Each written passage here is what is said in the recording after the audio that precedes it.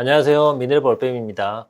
최근에 증여에 대해서 관심이 굉장히 많잖아요, 사람들이. 2022년에 꼭 증여를 해야 된다, 이런 기사도 많이 보셨죠? 그 내용에 대해서 간단하게 좀 설명을 드릴 거고요. 어떤 분들은 굳이 2022년에 증여를 안 해도 되는데 꼭 증여를 하려고 서두르는 분들이 있거든요. 그런 분들이 누구인지 그것까지 좀 설명을 드리겠습니다. 2022년까지 왜 증여를 해야 되는지 그 내용을 좀 먼저 설명드릴게요. 2022년까지 증여를 해야 된다는 거는 2023년부터는 달라지는 세법 규정이 있다는 얘기잖아요. 두 가지가 달라지는데요. 그 중에 첫 번째가 2월 과세 기간이 10년으로 연장이 됩니다.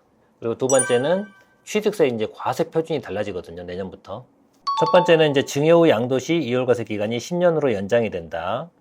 증여 후 양도시 2월 과세가 뭔지를 이제 알아야 되겠죠. 그 내용을 간단하게 좀 설명드려 볼게요. 남편이 2012년에 A주택을 2억 원에 샀다고 한번 가정해 볼게요. 그리고 이 남편이 지금 1세대 1주택자가 아니고 다주택자입니다. 그리고 현재 시세가 얼마냐? 현재 시세가 6억이에요. 그럼 이분이 이 6억에 이 아파트를 팔면은 양도 차익이 4억이 되는 거잖아요. 양도 차익이 4억이 되니까 세금이 굉장히 많이 나오겠죠. 근데 이분이 아이디를 하나 낸 거예요. 내가 이걸 그냥 파는 게 아니고 우리 집사람한테 증여를 해주면은, 배우자한테 증여해주면 6억까지 증여재산 공제가 된다고 그러잖아요. 그럼 공제 활용해서 세부담을 줄일 수 있지 않을까? 아이디어를 낸 거죠. 그래서 이분이 2020년 3월에 이 6억짜리 아파트를 부인한테 증여를 했습니다. 증여세가 과세가 되는데 증여세는 시가로 과세하게 돼 있거든요. 그래서 시가가 6억이니까 이 배우자의 증여재산 가액은 6억이 되는 거고, 공제가 6억이 돼버렸기 때문에 증여세는 하나도 안 나옵니다. 증여세는 안 나오는데 배우자가 언젠가는 이 증여받은 재산을 팔 거잖아요. 팔 때 양도세를 계산해야 되겠죠. 배우자가 2023년 6월에 이 증여받은 주택을 7억에 팔았거든요.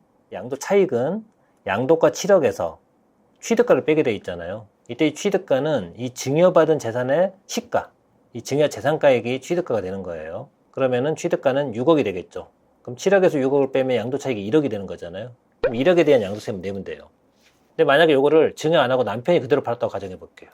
그럼 남편의 양도가는 7억, 취득가는 2억이죠. 그럼 양도 차익이 5억이 되는 거잖아요. 그럼 증여하지 않고 팔았을 때는 양도세가 굉장히 많이 나왔겠죠. 근데 배우자한테 증여하고 양도함으로 인해서 배우자 공제 6억, 그 다음에 이 증여재산가액이 취득가액이 되는 이 두 가지 효과 때문에 양도 차익이 엄청 줄어버리는 거예요. 그런데 정부가 이런 꼴을 도저히 못 보겠다. 그래서 만든 제도가 증여 후 양도시 2월 과세 규정입니다.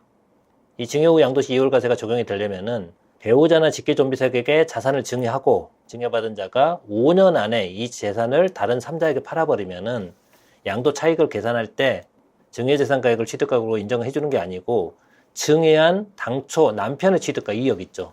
이걸 끌고 와 버리는 거예요. 이걸 2월 과세라고 합니다. 이게 2월 과세가 적용이 되면은 양도세 절세 효과가 전혀 없어지는 거죠. 그런데 이 2월 과세를 이제 피하는 방법이 하나 있어요. 그게 뭐냐? 증여하고 나서 얼마 뒤에 팔면 되는 거냐?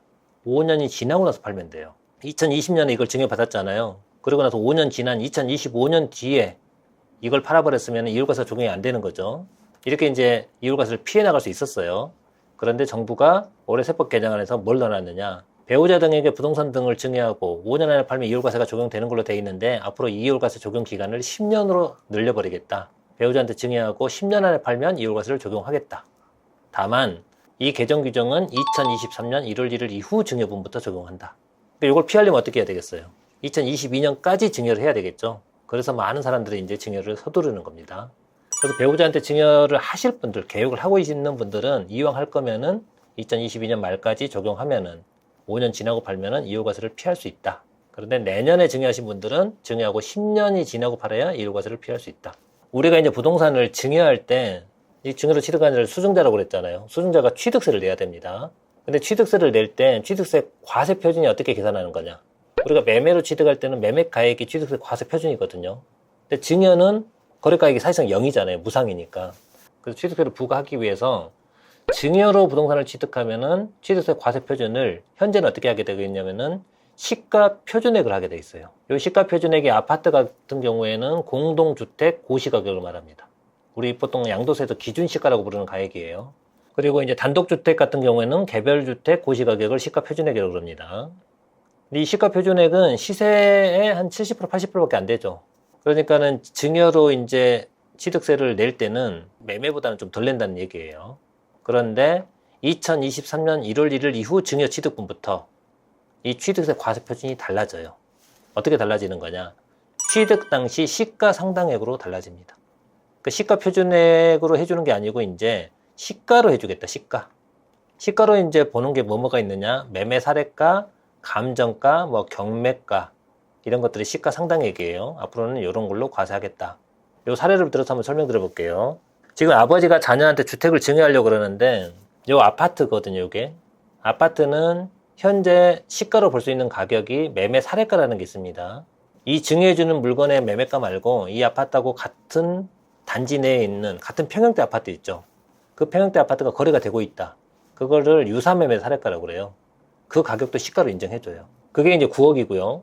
이 아파트의 기준시가, 이 기준시가가 시가 표준액이라고 그랬잖아요. 이 시가 표준액은 6억입니다. 그럼 올해까지 증여하면은 취득세 과표가 얼마냐? 올해까지는 시가 표준액이라고 그랬잖아요. 그래서 취득세 과표는 6억입니다.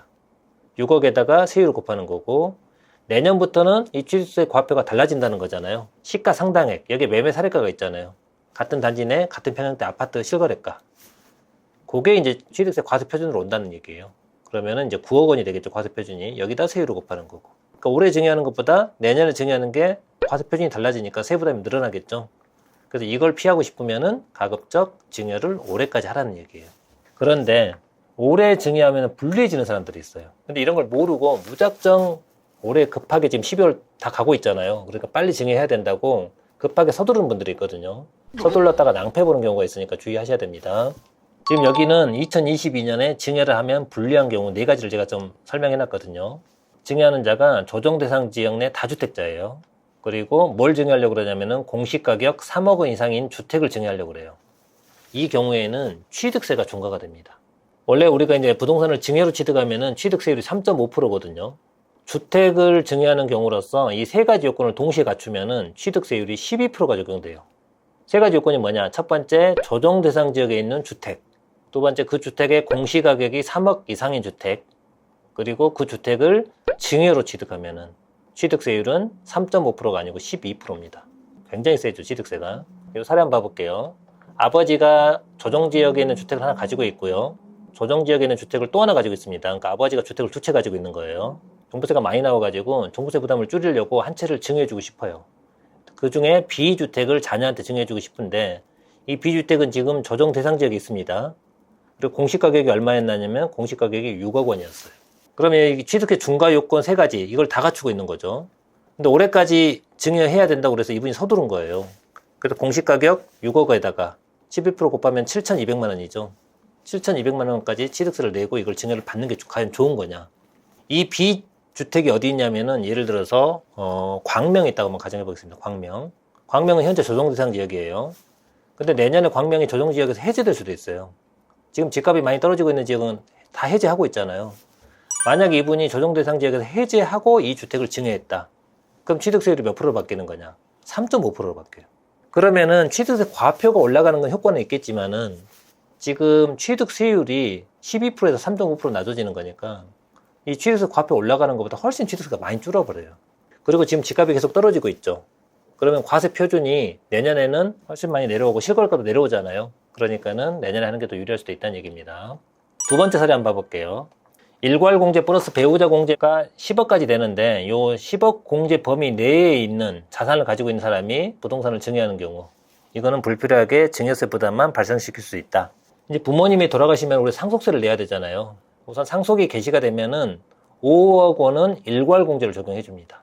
그 다음에 배우자가 살아있다. 그러면 배우자 공제가 있거든요. 그럼 배우자 공제도 최소 5억 원을 공제해 줘요. 그래서 만약에 아버지가 돌아가셨는데 어머니가 살아계시다. 그러면은 일괄 공제 5억, 배우자 공제 5억 합해서 최소 10억 원이 공제가 되기 때문에 10억 원까지는 상속세가 하나도 안 나온다는 거예요. 근데 그런 상태에 있는 분이 집이 2채라는 이유로 급하게 자산을 증여해 주려고 하는 분들이 있어요. 얼마 전에 제 블로그에도 똑같은 사례가 있었는데 한번 볼게요. 아버지가 A주택, B주택 2채를 가지고 있습니다. 근데 A주택은 아버지가 거주하고 있어요. 부모님이. 이거는 시세 한 7억 정도 합니다. 그리고 B주택은 세를 주고 있습니다. 이것도 시세는 7억인데 보증금이 4억이 들어가 있어요. 어머니도 지금 살아 계십니다. 근데 아버지가 좀 몸이 많이 안 좋으시대요. 그래서 자기는 사전 증여를 좀 미리 하고 싶다. 어머니한테. 그러면 상속세가 좀 주는 거 아니냐. 이분 사례 잘 보세요. 상속 재산가액이 A주택, B주택 합해서 14억이죠. 여기에서 이 채무가 있잖아요. 전세보증금은 채무거든요. 이 채무를 차감하면은 상속세 과세가액이 10억인데 아까 제가 상속은 기본적으로 일괄공제 5억을 해준다고 그랬잖아요. 거기에다가 배우자가 살아있으면은 배우자 공제는 최소 5억을 해준다고 그랬어요. 그래서 공제 10억을 빼버리면 상속 낼 게 하나도 없죠. 그럼 이분은 증여받을 게 아니고 아버님이 돌아가시면 상속받으시면 돼요. 상속은 누가 받든 상관이 없어요. 한 채는 어머니가 받고 어머니 사셔야 되니까 한 채는 자녀가 받으면 돼요. 근데 이분이 이제 고민된 게 이 조정대상 지역 2주택이기 때문에 종부세가 조금 걱정이 된다. 종부세도 걱정할 필요가 없는 게 이번에 여야가 합의한 안, 제가 얼마 전에 유튜브에서 설명드렸는데 조정대상 지역 2주택자를 하더라도 공시가격에서 얼마를 공제해준다고 그랬냐면 9억을 공제해준다고 그랬거든요. 그러면 이 두 채 합하면 공시가가 얼마나 될 것 같아요? 거의 10억 될까 말까거든요. 그럼 거기서 9억을 공제해줘버리고 그 다음 조정지역 2주택까지도 이제 중과를 안 한다고 그랬잖아요. 그럼 이분은 중과도 안 됩니다. 그러니까 종부세 부담이 거의 없다는 얘기예요. 그래서 이런 경우는 증여를 할 게 아니고 그냥 가만히 계시면서 아버지 돌아가시면 상속을 받는 게 훨씬 유리합니다. 이 증여자가 다주택자고 증여받는 주택이 조정대상 지역이 있고 공시가 3억 이상이면 올해 증여하면 취득세 12%라고 그랬잖아요. 이분 취득세 12% 내야 돼요 지금. 그 다음에 요 B주택을 증여하면은 여기 전세 보증금 지금 4억이 들어가 있잖아요. 요 보증금을 승계하는 조건으로 증여를 해야 되겠죠. 그럼 이게 부담부 증여가 돼서 양도세도 나옵니다. 그러니까 쓸데없는 양도세도 내야 되고 취득세 12%를 내야 돼요. 그럴 필요가 전혀 없다는 거죠 이분은. 올해 증여를 받는 게 훨씬 불리하다. 세 번째, 내년에 증여해도 취득세가 달라지지 않는 경우가 있습니다. 그러니까 2월 과세는 이제 상관이 없는데 취득세를 줄이기 위해서 올해 무리하게 증여하겠다는 분들도 가끔 있거든요. 근데 어떤 분들은 올해 증여 하나, 내년에 증여 하나 취득세가 안 달라지는 분들이 있어요. 그거를 좀 설명드릴게요. 아까 제가 내년부터 달라지는 취득세 규정을 설명을 드렸는데 2023년 이후 증여로 부동산을 취득하면은 취득세 과세 표준이 종전에는 시가 표준액이었는데 이제 내년부터는 시가 상당액으로 바뀐다고 그랬죠. 그런데 이 세 가지가 하나도 없는 주택들이 있어요. 그 대표적인 게 단독주택하고 빌라들이에요. 우선은 감정평가는 내가 감정평가를 안 하면은 감정평가액이 없어요. 지자체가 감정평가 하진 않아요. 취득세보다 오히려 감정평가 수수료가 훨씬 많이 들어가니까. 그 다음에 공매가는 당연히 없겠죠. 단독주택은 그 물건하고 똑같은 주택은 없죠. 그 다음에 빌라들도 똑같은 빌라가 거의 없어요.